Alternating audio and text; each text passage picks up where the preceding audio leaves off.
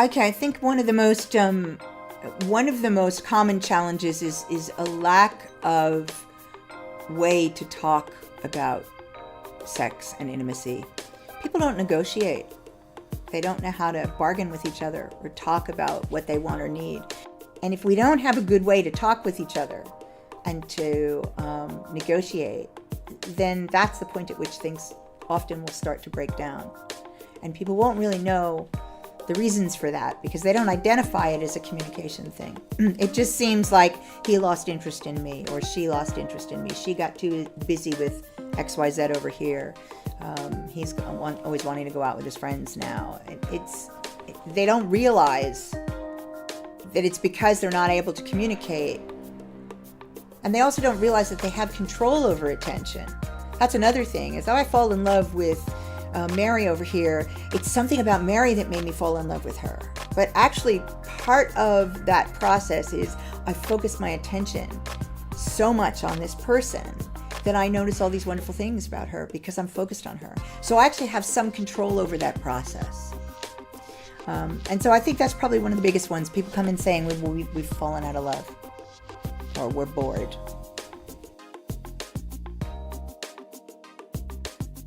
Well, I think you've got a variety of things that bring people to that roadblock. One of them is certainly the passage of time.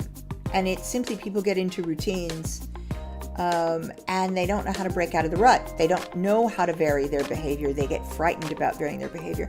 It's really easy to take a risk with somebody that you don't know. Because if they reject you, it doesn't matter. If you take a risk with your partner of 10 years and they reject you, it's a big thing. That could be the end of the relationship. That's a big thing. You're risking a huge amount.